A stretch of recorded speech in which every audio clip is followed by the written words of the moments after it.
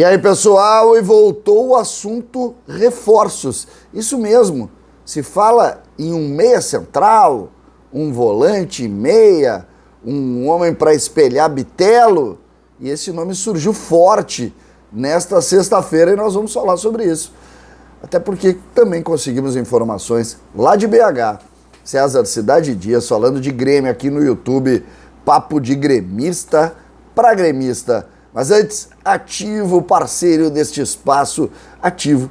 Isso mesmo, você está precisando melhorar sua relação a dois, Ativo é a solução. Entre agora aqui na descrição do vídeo e fale com o pessoal do Ativo e tem em casa. Hoje é sexta-feira, gente. Pois é, surgiu hoje pela manhã a informação, na verdade isso já é um pouco antigo, né? Porque essa informação ela já vem circulando há algum tempo. Só que nos últimos dias o Grêmio meio que rechaçou a possibilidade de reforços, né? Contratação de um meia, e se esqueceu esse assunto. Mas hoje muitos colegas colocaram a informação de que o Grêmio voltou a negociar com Castilho, o meia ou o volante que jogou no Juventude e que hoje está no Atlético Mineiro. Isso circula fortemente aí, todo mundo que de alguma forma faz conteúdo de Grêmio ouviu essa história hoje.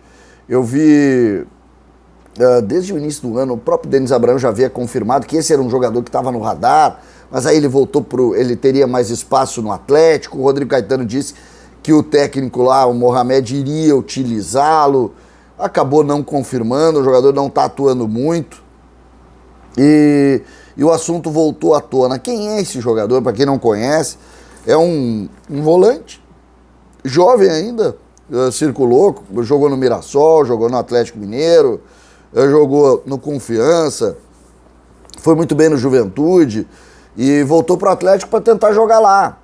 Mas não tem conseguido jogar, a verdade é que não tem conseguido fazer muitos minutos, aí fez poucos minutos na temporada e isso ampliou um pouco a possibilidade de saída dele e o Grêmio teria se habilitado para isso. Conversei também com quem está dentro do ambiente do futebol do Grêmio para saber, primeiro, se era verdade. Claro que não negaram, ou seja, tem um fundo de verdade a possibilidade disso. É uma contradição nesse momento, é preciso dizer isso. O Grêmio nos últimos dias manifestou para todos que não iria buscar contratações porque a folha bateu os 11 milhões. Preciso que a gente coloque isso, porque senão parece papo de louco. Num dia tu diz que não vai contratar ninguém porque não tem dinheiro, no outro dia tu tá negociando com o jogador. E a gente divulgando. Então, existe aí uma discussão sobre isso que, de alguma maneira, nós temos que ponderar, porque os assuntos eles são muito contraditórios. Muito contraditórios. E, em cima disso, eu, por exemplo, tenho os dois pés atrás.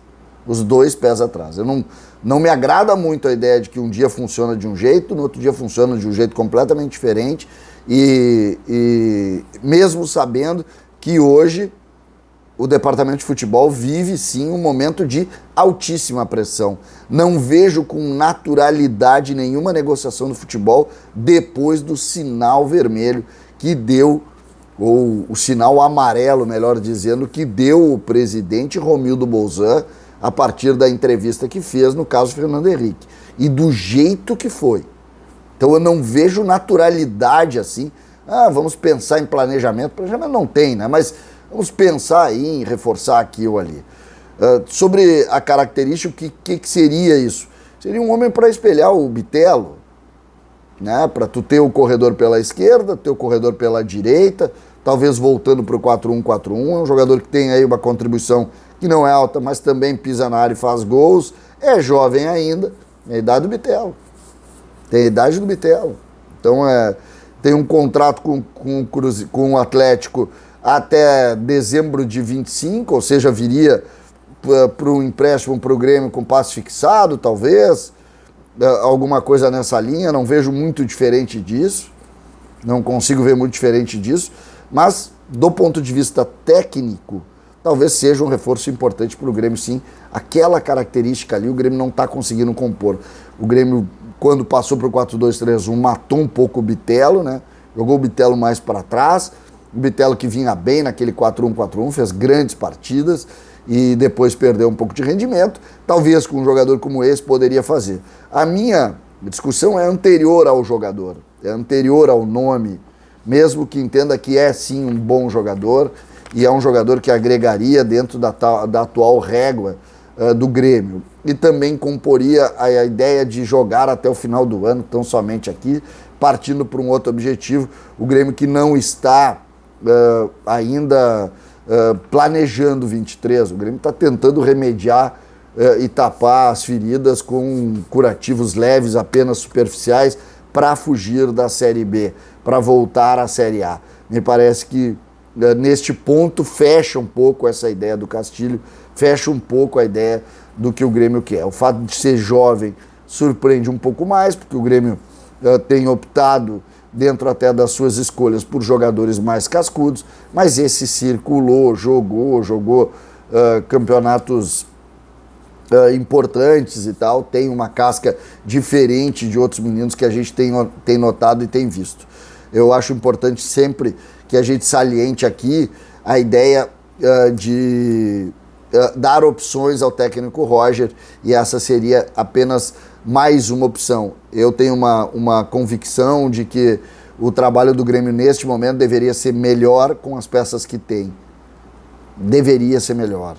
Eu não vou passar pano aqui não no trabalho. Falta jogador, falta. Mas os adversários do Grêmio faltam muito mais e o Grêmio não está conseguindo vencer com naturalidade. Então não é por isso. Não é só isso. Tudo na vida é enturmação. Quando tu joga com o melhor e tu sabe que tu tem maior capacidade, tu tem que superar ele. E tu tá tendo dificuldade. Por quê? Porque o trabalho não está sendo bom. Por uma série de motivos. Uma série de motivos. O Grêmio virou um time tão somente de futebol, com uma estrutura que está muito precária, com dificuldades em vários segmentos da nossa comissão multidisciplinar ou na organização do vestiário, e isso está ficando claro também lá no resultado final. Então, mais uma vez, o assunto vira, e o assunto do dia começa com uma especulação. O Grêmio tem jogo à noite, o Grêmio precisa do resultado, o Grêmio sabe da importância, mas o primeiro assunto foi esse, até talvez para esfriar o que foi o vale que o torcedor do Grêmio pagou no episódio lá do Cruzeiro e do Fernando Henrique. São situações que a gente posiciona, eu estou aqui trazendo para vocês. Se a pergunta é o que tu acha que vai acontecer, até acho que pode, mas eu acho que algumas peças precisam ser postas.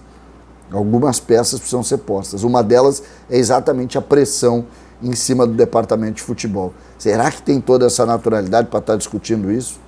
Mas o assunto é esse, todos estão divulgando e esse espaço é do Grêmio, papo de gremista para gremista, e a gente sempre está junto aqui. César Cidade Dias, falando de Grêmio aqui no YouTube.